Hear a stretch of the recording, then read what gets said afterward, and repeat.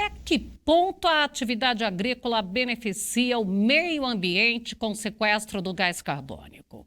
Algumas publicações afirmam que as lavouras retiram da atmosfera o dobro de CO2, ali mais, do que o dobro em relação às matas nativas. Mas essa informação, ela é confiável? E a recuperação de solos degradados? Será que tem mesmo a capacidade de captura? As respostas você vai acompanhar agora nesta reportagem do Sucesso no Campo. Os dados da Embrapa que circulam na internet mostram que a quantidade de CO2 retirada da atmosfera pelas lavouras de soja, milho e pastagens é maior que a quantidade resgatada por florestas tropicais. Segundo a publicação, 1 hectare de floresta retira do ar e armazena no solo cerca de 15 toneladas de CO2 no período de um ano. Já a produção agropecuária tem o dobro da capacidade de resgatar o gás carbônico. São pelo menos 30 toneladas de CO2 no mesmo período em cada hectare. O CO2 é o principal gás do efeito estufa e, por isso, informações como esta acabam gerando muita polêmica, sempre com o compromisso da verdade e de levar informação de qualidade. O Sucesso no Campo foi atrás e ouviu algumas autoridades e especialistas no assunto. E um deles é Eduardo Lunardelli. Ele é produtor rural e já foi secretário de Clima e Relações Internacionais do Ministério do Meio Ambiente. E ele faz uma análise bem geral e imparcial sobre estas publicações que circulam em redes sociais e grupos de WhatsApp.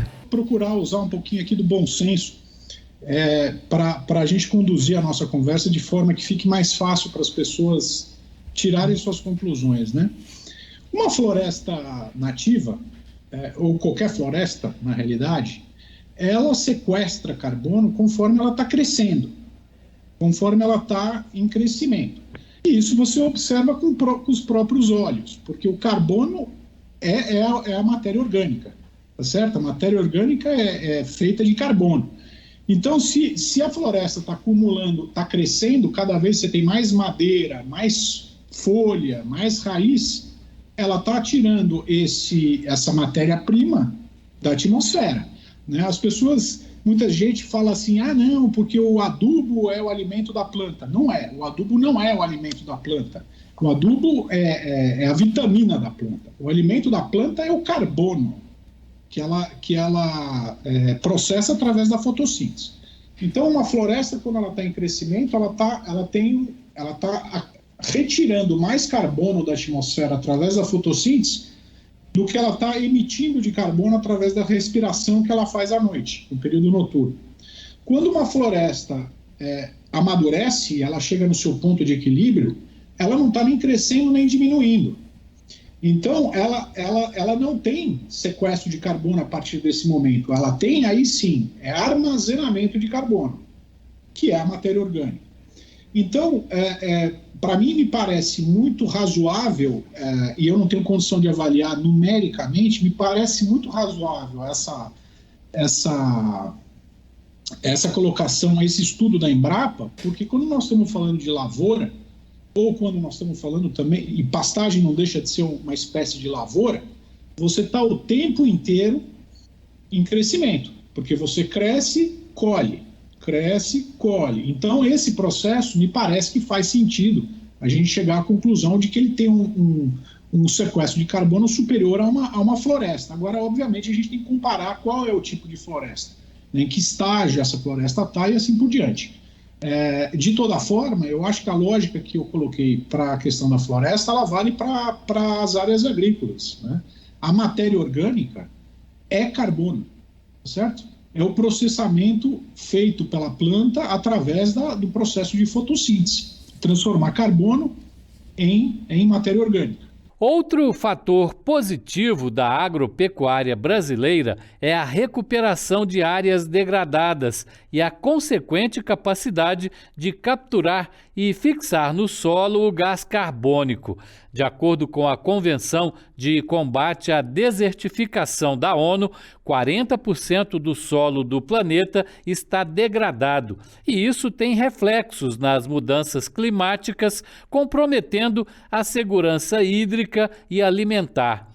O solo, com matéria orgânica, estoca naturalmente o gás carbônico e o Brasil é referência em pesquisas e programas de recuperação de áreas degradadas. É muito importante a gente fazer uma distinção entre aquilo que a gente faz nos trópicos com aquilo que se faz no clima temperado. No clima temperado você tem a neve, que é o maior dos defensivos agrícolas que existe. Então você tem um processo de acúmulo de matéria orgânica no solo muito diferente do processo que nós desenvolvemos aqui no Brasil, né? Com plantio direto, com cobertura vegetal, com rotação de culturas. O objetivo agronômico de se fazer isso é exatamente, não somente isso, mas é principalmente de acumular matéria orgânica. Matéria orgânica é carbono, tá certo? Então quando a gente faz a agricultura, o manejo e também o manejo de pastagem, do jeito que a gente desenvolveu aqui no Brasil, voltado principalmente a solos pobres que compõem o nosso cerrado, né? Por exemplo, que é um bioma degradado por natureza, né? Ele é um bioma pobre de solo, por natureza, extremamente acidificado. Nós criamos técnicas de recuperação desse solo que passam, além de outras questões, pelo acúmulo de matéria orgânica, né? Então, a recuperação de pastagem, quando você tem uma pastagem degradada, você tem uma aceleração da decomposição orgânica, tá certo? Você vai perdendo tudo que é matéria verde ali. Esse processo de aceleração de degradação, ele é grande emissor de gás de efeito estufa, exatamente pelo processo de degradação orgânica, né? Então, portanto, quando a gente está fazendo recuperação de pastagem, nós estamos mudando completamente o perfil de emissão daquele território, daquela determinada área. Nós estamos deixando de emitir e, ao contrário, nós passamos a acumular matéria orgânica no solo. Por fim, um alerta. E uma recomendação importante é levar em consideração a realidade brasileira e os interesses internacionais que muitas vezes são contrários ao desenvolvimento do nosso agronegócio. Esse negócio de mudança climática, ele é feito por gente que tem interesse, ok? Os cientistas que criaram esse negócio, criaram as metodologias de contabilidade, etc., eles não são brasileiros. Eles não vivem no clima tropical, tá? Então, eles são financiados, quer dizer, esse processo todo é financiado com dinheiro público, então ele tem um interesse político por trás dele, tá certo? Quem paga é aquilo que a gente fala, o cachorro sempre conhece o dono, né? O dono é aquele que dá comida, né? Então, o processo aqui é o mesmo.